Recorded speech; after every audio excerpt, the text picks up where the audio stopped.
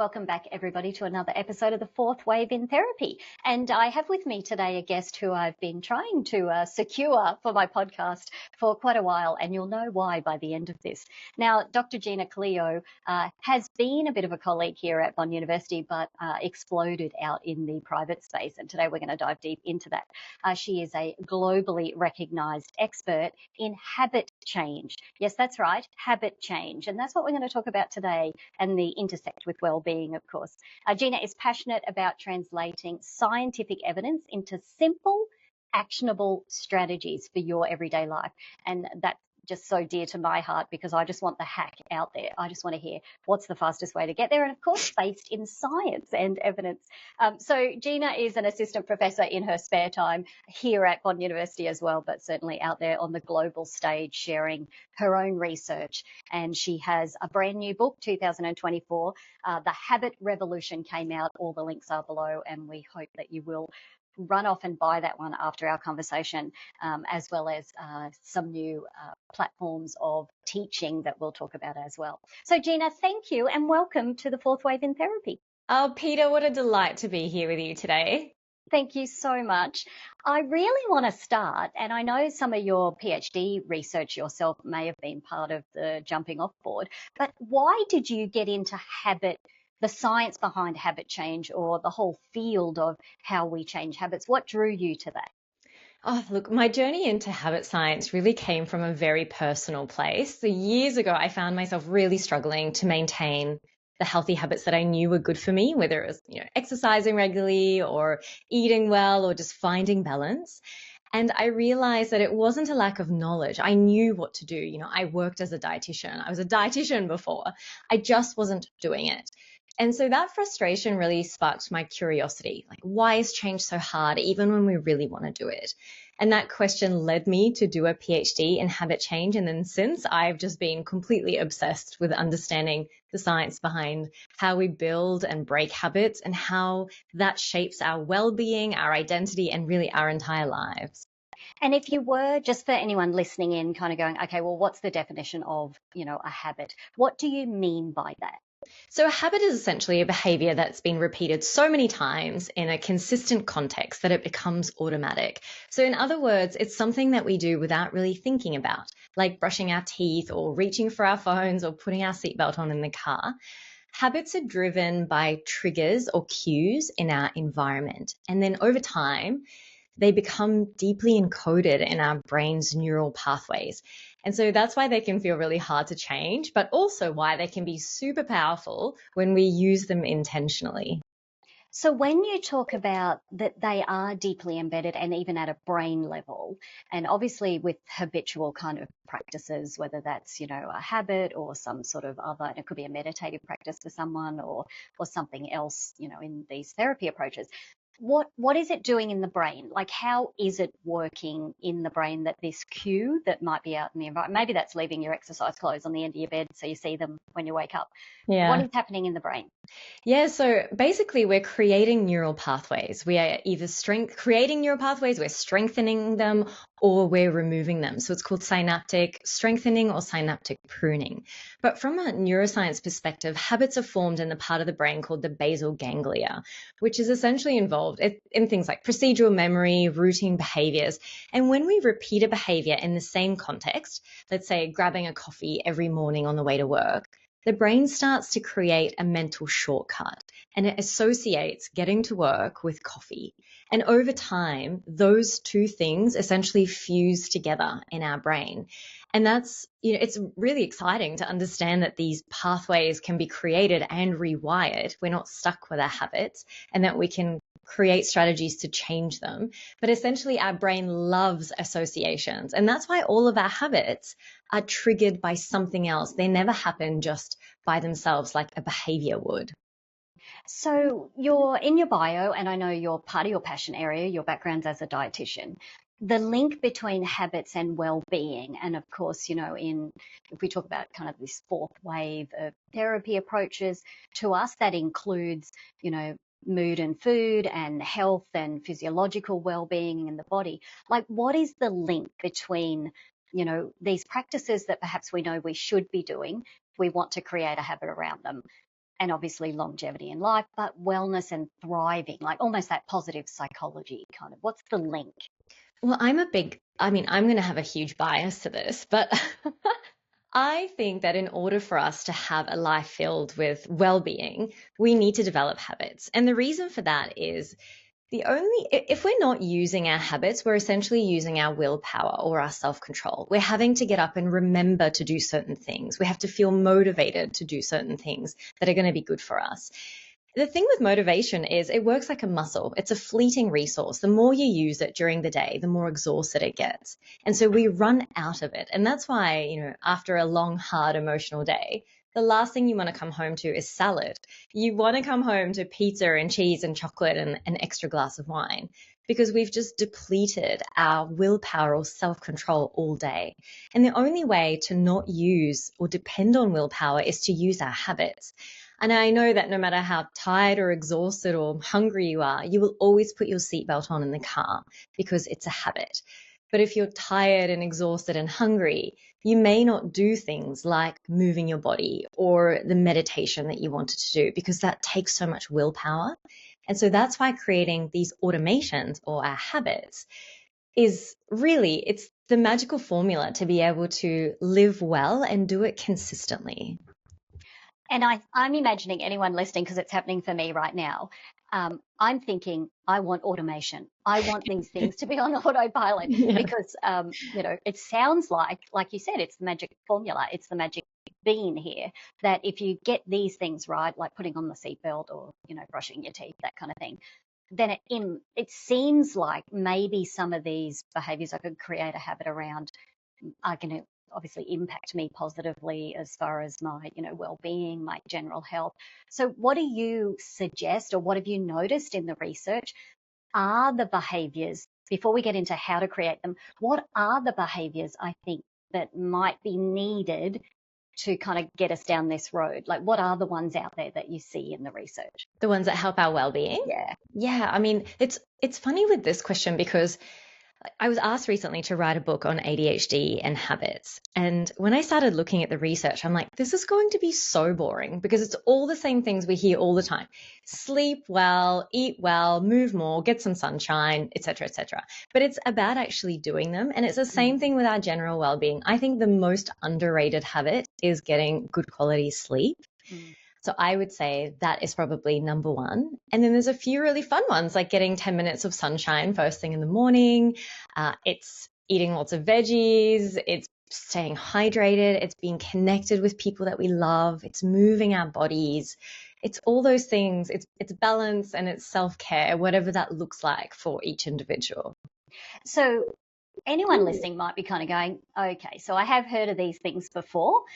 Definitely the sleep one, less time on screens, that kind of thing. Obviously, eat the right foods, move our bodies, sunshine.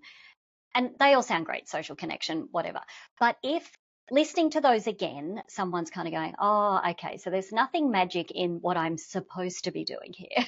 It's just that there might be barriers to doing them. And I'm guessing that's where the habit bit comes in. So if we talked about sleep, because I do think sleep, I'm with you.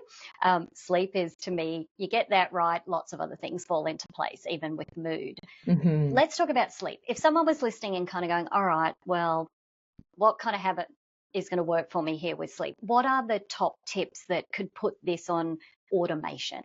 So one of the best things that research shows that you can do for your sleep is going to bed and waking up at the same time every day. And yes, that includes weekends as well. I have become relentless with my routine. My friends actually bought me one of those front door mats that said, welcome, please leave by 9 p.m. because they know they're going to be kicked out by 9 p.m. So going to bed, getting up at the same time. And then there are sacrifices, but I personally think they're worth it. And it's things like reducing alcohol intake, reducing your caffeine intake, not having a big heavy meal in the evening, especially a meal that's filled with like red meat, reducing your sugar intake in the evenings, staying off screens an hour before you go to bed, having like stretching, meditation, having a calming tea, a warm shower, all these things help. So are they like routine? Our brains do like routine, and we do that when we have, little children, when we go through the bed bath bottle routine. Is that the same for us, that it doesn't matter necessarily if you go to bed at 10 p.m. and wake up at 6, as long as that's regular, or the routine of it's 9 p.m., turn off the screens, now have my cup of tea. Is it the routine that's really Yeah. important here? That's exactly right. Because as soon as you start your bedtime routine, it triggers your brain to going, oh, it's bedtime. And so you start producing more melatonin, you start to wind down, your brain activity starts to slow. And so the start of the routine actually helps us get a better night's sleep.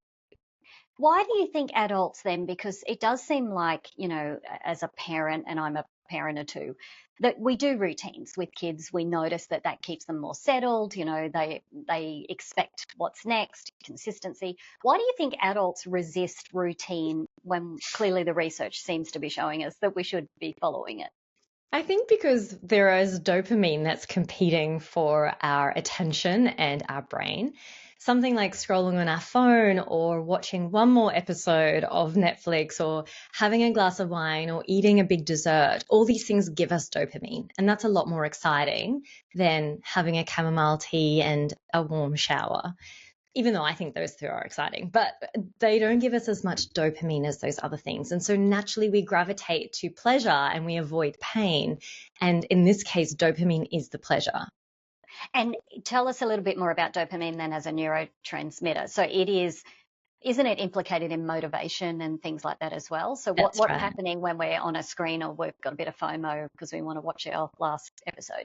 Yeah, so exactly. Dopamine is part of our reward system. It navigates our levels of motivation and essentially is also involved in reward learning. And so when our brain notices that something's giving us dopamine, it feels good and our brain goes, whoa, we should do this again. And so that's why we stay scrolling, we stay watching, we stay drinking and eating because it feels good for our brain and anything else doesn't feel as good. And when we've got dopamine going through our bodies, there's a sense of energy. We feel there's an excitement. There's all these like positive experiences. And then when we put that away, there's a bit of a lull that happens. And that dip feels, I call it grisly, but it's kind of like unmotivated, a bit tired, don't really feel, not really interested in anything. It's this kind of like slight melancholic that we experience. And it's really about the emotional regulation of going through that without trying to seek another hit of dopamine. If we can do that, then that's really the power of focusing on short-term outcomes. Sorry, like long-term outcomes rather than these short-term rewards. So is it enough to kind of, anyone listening might be kind of going, okay, so now I'm aware of what might be happening when I'm like, no, it's 9 o'clock. I'm going to turn that off and go through a routine now to get ready for bed. Is awareness enough, and being able to like name, whether it's like, oh, that's just my dopamine, it's having a bit of a dip now, but I know what's going on. Like, does that help? Yes, I think it helps a lot. The awareness is so great.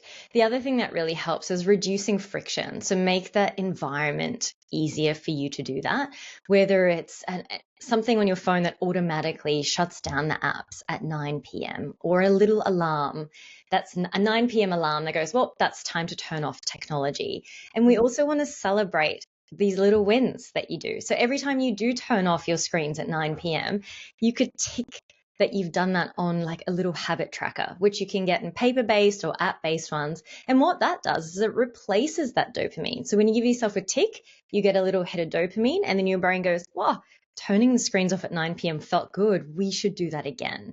It's very similar to when you give a child a gold star for doing their chores and they feel awesome for it and they want to do it again. Mm. We don't grow out of reward learning as adults. So give yourself a tick. It really makes a difference. And can we build up to have, like, after I have 10 ticks, I can then go to the day spa? Can we have a bigger I think reward? you can set whatever rules you want, whatever it takes. Yeah, I think that's a really good point because, we keep kind of referring back to children here, but I think you just summarized it. We don't grow out of that reward based kind of learning or need as an adult. And of course, we may be getting it unconsciously through, scrolling on a phone or catching up on other people's lives through that or watching a show. We're still doing it to ourselves. We just don't realize that that's exactly what we're doing. Exactly right. Yeah, I think it's also really valuable to notice when and where you're doing whatever habit that you'd like to change. So say it's phone scrolling. Oftentimes people scroll first thing in the morning, last thing before they go to bed, and really every 6 minutes throughout the whole day. So noticing when it's happening. So you might think, okay, I've just reflexively picked up my phone. What's going on here? Am I bored? Am I tired? Am I stuck on a word? And noticing that it's actually the procrastination or it's the lack of emotional regulation that's triggered you to do that.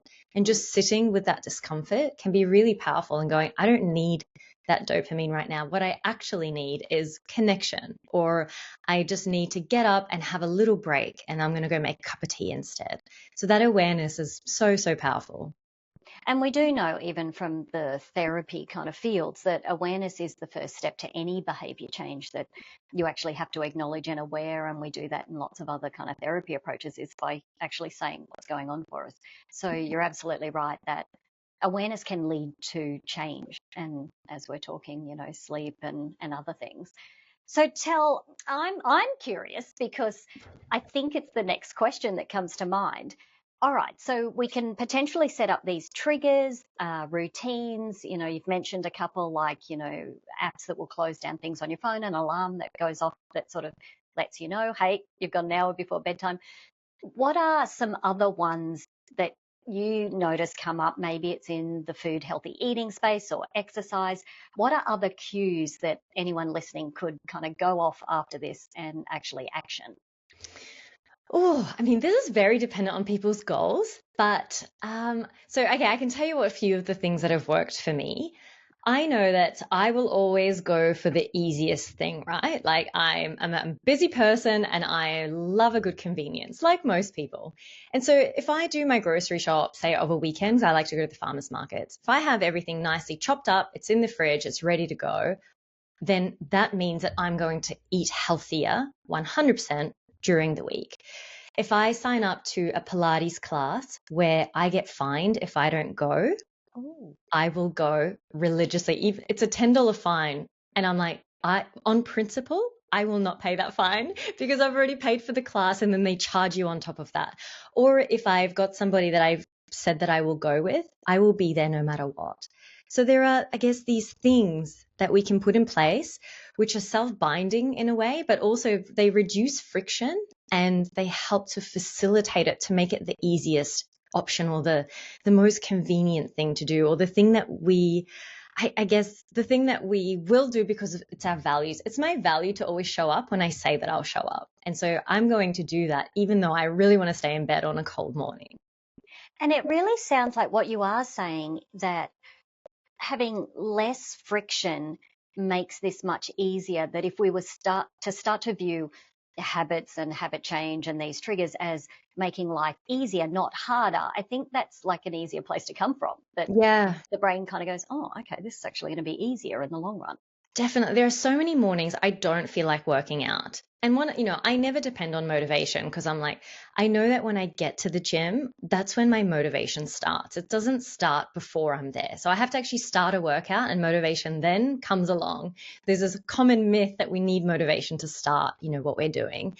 But what I'll often think is, I have a big day today and I'd really like to be productive. And for me to do that, it means to maximize that potential, I need to move my body. And so I will do it because I really value being productive. And again, it's just linking what matters to you the most with what you need to do. And I find that that gives people the greatest boost in, all right, let's get up and go. Yeah, that's so cool. So my next question that comes to mind is very much, and we might have to unpack a myth here. How many days does it take from the research? Because I think there's a lot of myths that go around of how long I have to keep doing something before it might become a little bit automatic or autopilot, or the trigger absolutely works. What are we talking about here?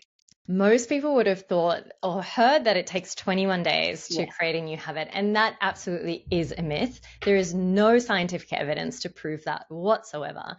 Unfortunately, the answer is it depends, which I hate giving, but it does depend. It depends on the complexity of the habit, essentially. A really easy habit, so the latest research found two groups of people. One group, they asked to wash their hands every day. The other group, they asked to go to the gym regularly. And the hand washes took just 2 weeks for the hand washing habit to become fully automatic. The gym goers, on the other hand, took 7 months to completely automate that behavior. getting to the gym has a lot more complexity than washing your hands. It requires time, motivation for you to get changed, etc. Whereas washing your hands it's a fairly simple thing to do. The same with another study found that people who were asked just to have a glass of water with breakfast took about 2 weeks again to develop that, compared with another group that were asked to do sit-ups in the morning. That took them 254 days. So again, like Wow. a good Okay. chunk of the year for that to become a habit. The average time, so if you were to work on an average for health behaviors, it's about 8 weeks. So work on a 2-month like time frame. And And that's I think a daily habit that a you're, daily habit. yeah. Yeah. And I think it's important to keep that in mind, because what I often find is people will be ticking off their habit tracker and they get to 21 days and they're like, this still doesn't feel automatic. I'm a failure. I'm not doing this very well. I'm just not someone who can develop habits. When it's not true, it's actually the myth that's completely derailed them, not the fact that they are building that habit every day. It's a thing in our brain that happens. Essentially, you're strengthening the neural pathway every time you do the habit. So just keep on keeping on. Do we know where that 21-day thing came from? Oh my Because goodness, absolutely yeah. that is that common myth out there. A study in the 1960s with a facial reconstruction surgeon. And the surgeon found that it took roughly 3 weeks for his patients not to get a fright every time they looked in the mirror because they had a new face. So he was like, well, it must take 3 weeks for neuroplasticity. That's 3 weeks to change a habit. And it has gone through the generations. This myth has lived on. I always say to people, if you hear your personal trainer say to you, it only takes 21 days, punch them in the face for me. Love it. You heard it here first, everyone. We want to hear them. But I think we have to correct this moving forward because it has sustained throughout the ages, this 21-day thing. I had no Yeah. idea where it came from. I knew, though, that it was a myth, and really I'd heard other averages that were around 70 to 80 days. But the 8-week, I think, it's how long we run clinical trials for a lot of the time in Yeah. therapy is, an 8-week, 10-week, because, yeah, we're getting sort of, some other habit going in a therapy sense. So that makes total sense that, Yeah. yeah, if we kind of stick more to that 2 to 3 months, Yes. you've got a much better, yeah. Absolutely. The latest research that found that 2-month average was a study, a meta-analysis that was published in December 2024. Prior to that, the research showed that it was an average of 66 days, but that was only based on one study. And so the meta-analysis is really sort of the most up-to-date research. So yeah, 8 to 10 weeks is what I like to work with. Oh, that's good. It's going to change my whole approach to my next Pilates Oh, venture. good. Yeah. I love it. So, if we have anyone, Gina, listening in who's a therapist working with clients, and it could be that they want them to do their homework from therapy or a certain practice that could be, a somatic based body therapy or something else. And obviously, homework is hard for clients because they might think of school and resist it.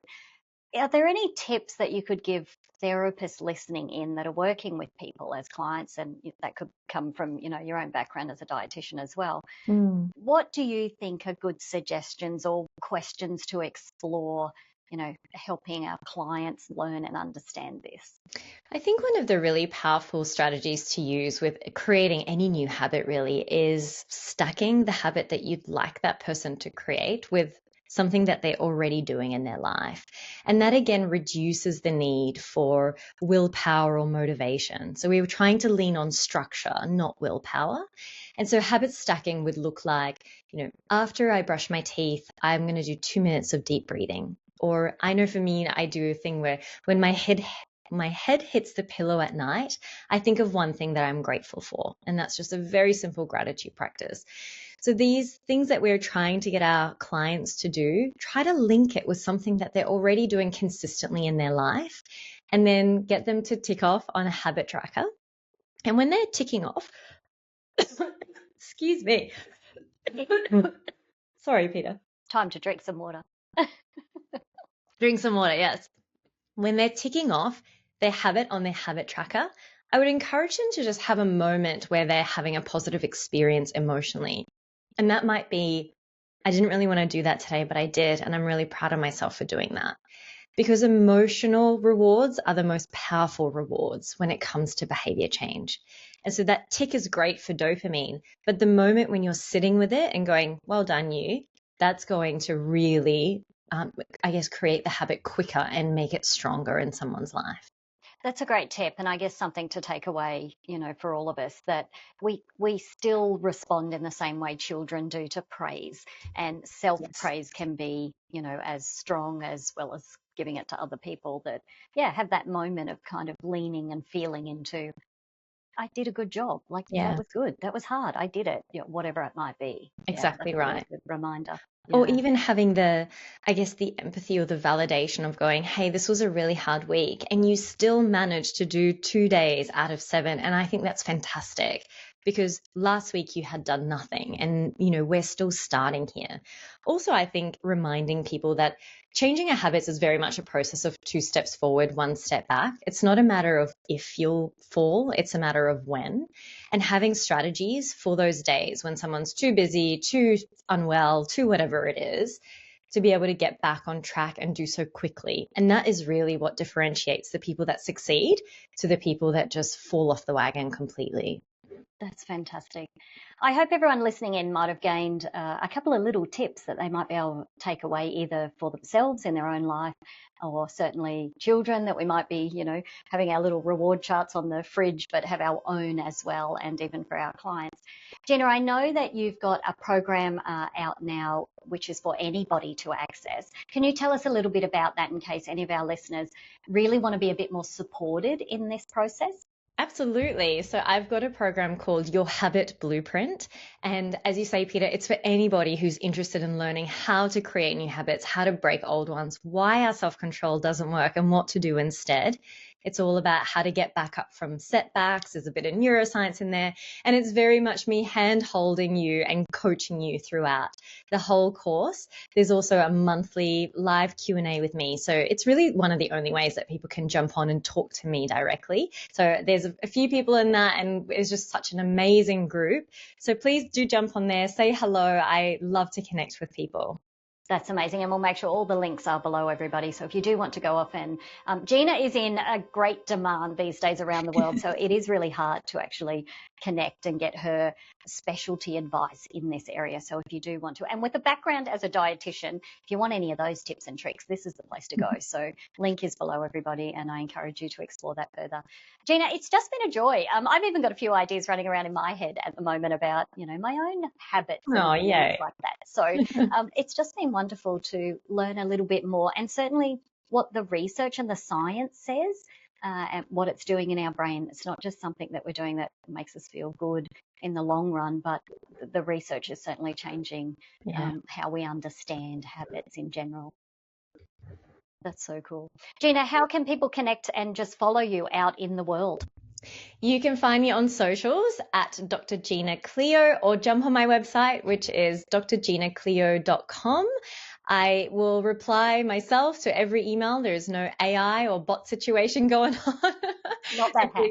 No, not that hack. So No. please do come and say hello. That's amazing. And I encourage you to do that, everybody. Thank you, Gina, for all your time and your wisdom. And of course, advancing this space in the research area. It's just wonderful to keep up to date. Thanks so much, Peter. It was wonderful speaking with you as well. Thanks, everyone. We'll see you again in another episode of The Fourth Wave in Therapy.